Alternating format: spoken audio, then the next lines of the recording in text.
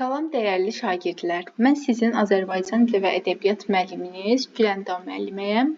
Bu gündən etibarən ədəbiyyatımızda yuxu görən obrazlar, onların gördükləri yuxu və həmin yuxuların yozumunu sizə şəkillər vasitəsilə təqdim edəcəm və bununla da həmin hissələri sizin daha yaxşı yadda saxlamağınızda sizə kömək edəcəm.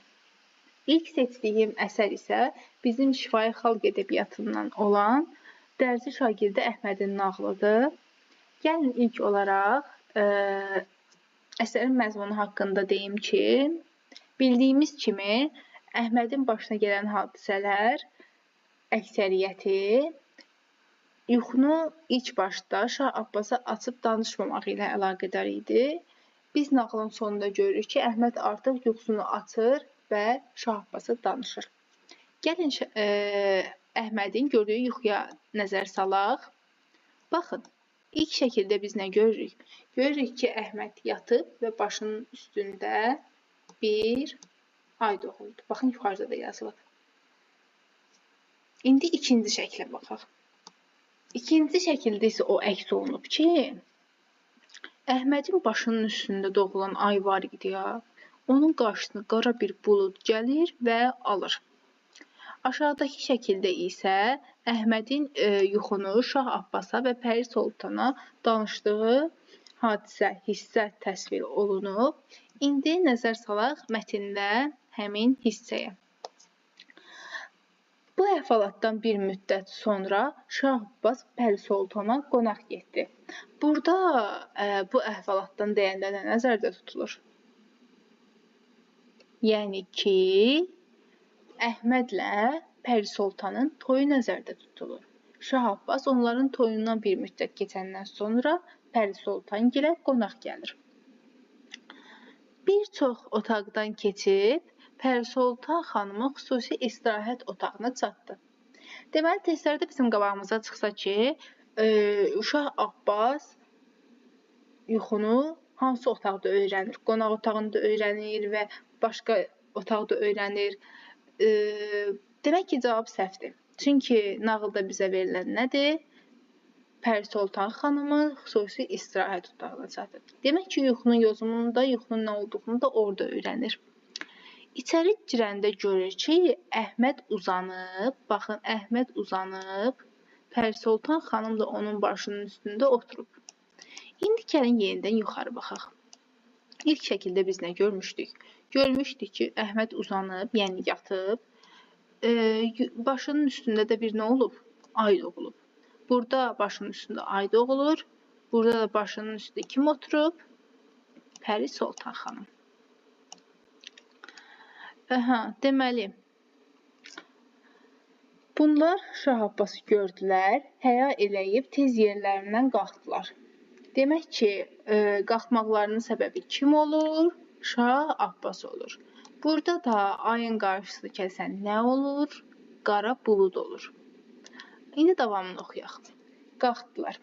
Pəri Soltan xanım qaçıb pərdənin dalında gizləndi.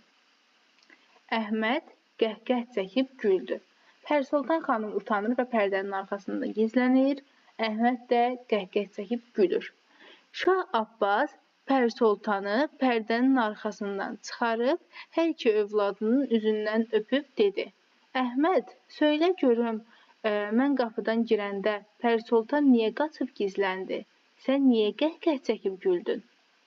Demək ki, Şah Abbas Pəri Soltanı pərdənin arxasından çıxarır. Və indi Əhməd yuxusunu danışacaq, yuxusunun yozumunu. Onda artıq şəkildə də gördüyümüz kimi Pəri Soltan onların yanındadır. Pərdənin arxasında deyil. Yəni testlərdə bizə verilsə ki, Əhməd yuxusunu danışanda Pəri Soltan pərdənin arxasındaydı. Demək ki, həmin variant səhvdir. Çünki Şah Abbas onu gedib çıxarmışdı. Daha sonra Əhməd gülə-gülə dedi: Atay mehribanım, ürəyin şad olsun. Çünki o yuxu ki, mən görmüşəm, zahir oldu. Ona görə qəhqəh çəkib güldüm. İndi daha açıb deyə bilərəm. Çünki bugünü gözləyirdim. Deməli, Əhmədin başından yuxusunun açıb deməməyinin mənası nə idi? yuxusunun Çin çıxacağı, yəni zahir olacağı günü gözləyirdi Əhməd. Aha. Qibleyi aləm. Onda mən yuxuda gördüm ki, bir ay mənim başımın üstündə doğdu. Birdən bir qara bulud gəlib onu aldı. İndi həmin yuxu zahir oldu. Pərixanım ay, sən də buludsan. Baxın, biz bayaq nə dedik? Biz dedik ki, burada ay doğulub Əhmədin başının üstündə. Amma məsəlində oxuduğumuz hissədə Pəri Soltan Əhmədin başının üstündə oturmuşdu və Şah Abbasın gəlməyi ilə onun çəkilməyi bir oldu. Yuxuda da qara bulud gəlir, ayın qarşısını kəsir. Deməli, biz burada diqqət yetirməliyik ki, biz yuxunu da, yuxunun yozumunda məhz yuxu görən tərəfindən öyrənmiş oluruq. Yəni, Əhməd tərəfindən yuxunu da, yuxunun yozumunu da bilmiş oluruq.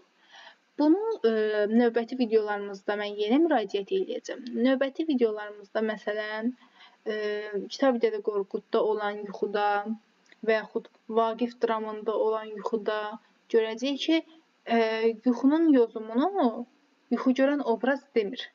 Amma şifahi xalq ədəbiyyatının nümunəsi olan dərzi şagirdi Əhməd nağılında biz hər ikisini Əhmədin nitqində öyrənmiş oluruq. Baxın, aşağıda da yenə də sizin nəzər salın. Əhməd gülə-gülə dedi. Deməli, hər ikisini kimin nitqindən öyrəndik? Əhmədin nitqindən.